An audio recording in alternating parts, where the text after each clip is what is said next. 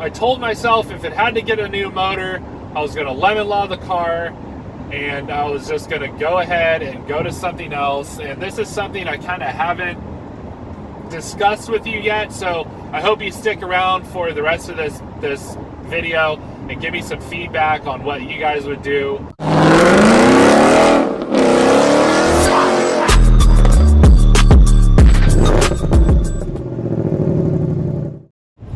What's happening, everybody? Street here. Welcome back to the channel. Welcome back to the Stang stories. And now, before I get started, it's been a long day at work. I'm driving home right now, and basically I got an hour to talk to you guys. That's why I do these updates the way I do, of just uninterrupted conversation between, well, ultimately myself and my phone.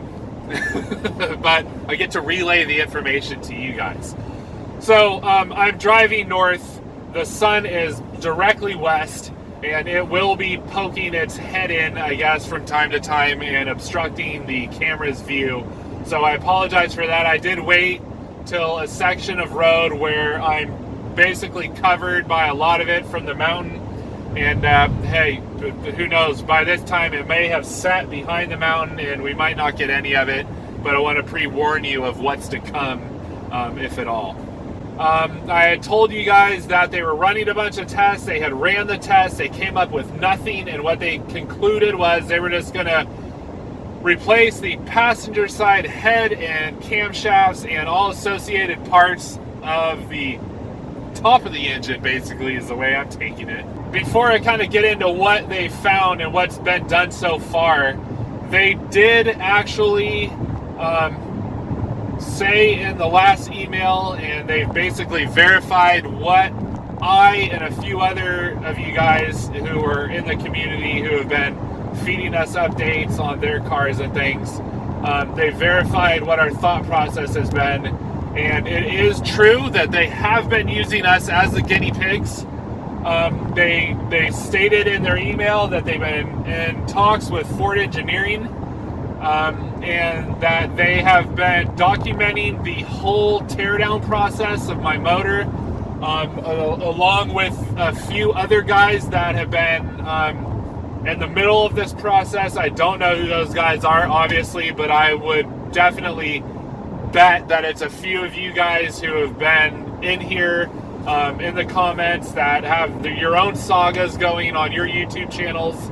And basically the words that I got were that they have been making the technicians take pictures of every step of the process of the teardown, taking pictures of what they have been finding when they open up certain aspects of the motor. And I'm going to go ahead and insert the pictures that I got right now as I discuss kind of what they've been finding.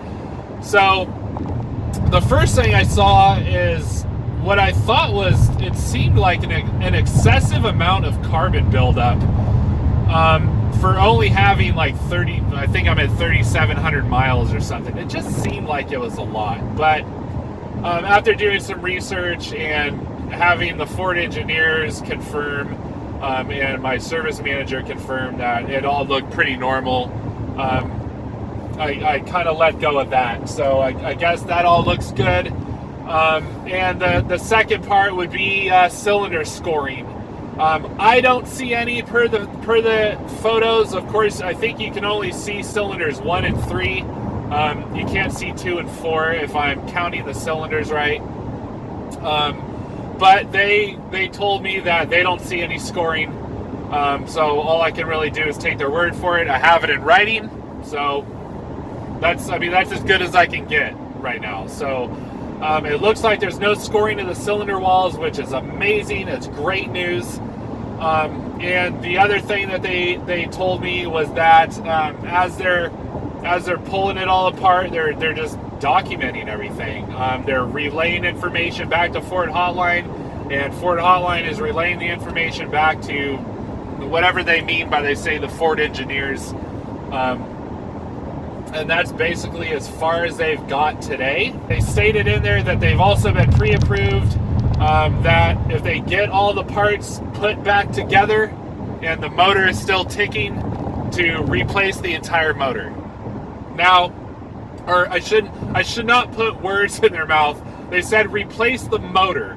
I don't know what that actually consists of. I don't know if that means replacing the short block, or if that's just dropping a brand spanking new motor in the car.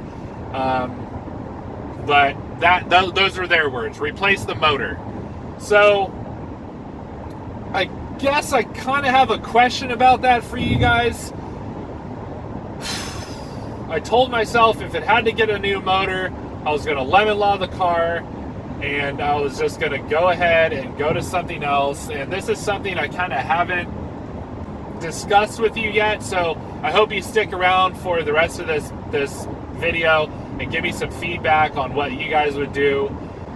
My thought process with the car, if I have to lemon law it, we're basically, I'm going to lemon law it, I have to get a new car. Now, my problem with getting a new car is there's no other car I'd want. Don't want a Camaro. Already know I don't want a Camaro. Don't like the Camaro. You guys are not going to convince me to get a Camaro. Mopar. My brother's dream car is a Charger Scat Pack. I couldn't do that to my brother. It's a nice car, and I've always liked the Challenger and the Charger, but I just don't think I could go that route. That's like pooping on my brother's dream. I could upgrade to a Shelby. Don't really want to. Don't want to spend the extra money. And anything else, I'm just gonna, to be honest, I'm gonna resent any other car I get. It's always gonna be about the Mustang for me. It always has been. I mean, talk to my wife how I've drove her nuts over the last 10 years about getting a Mustang, about Sunday I'll own a Mustang. Sunday that'll be me driving down the freeway in a badass Mustang. I'm gonna resent anything else I get. What would you do in my situation? Would you lemon law the car and buy just a cheap commuter and pay off other stuff? Or would you keep the car and just hope for the best and just continue on sending it like everything's okay and not look back? Because those are basically my two options. I'm not going to go and get another muscle car, I don't think. I've had my heart set on this Mustang for 10 years. I worked my tail off to get all my debt paid off in order to afford the Mustang.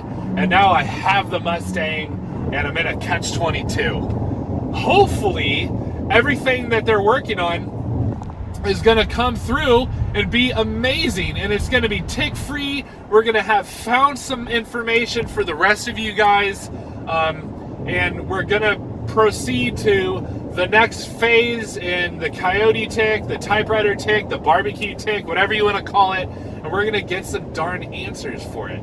So that's what I'm hoping for, but if not, where do you guys go from here? Where do I go from here? I'm looking for your feedback, and I would love to hear what you have to say. You guys who are negative, please move along, okay? I'm tired of hearing from the same couple of guys. Ha ha ha! This is just a comedy show. Just get a Camaro SS and just call it a day. I don't want a Camaro, okay? I don't want anything else. I'm going to resent anything else. I am in love with the Mustang. I've just had some really bad luck with it, and I'm trying to move past it.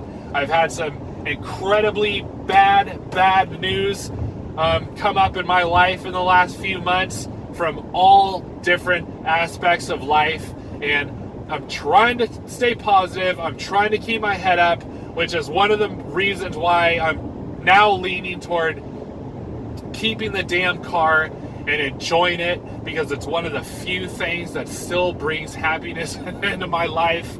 And I don't know if I'm ready to move on past that yet.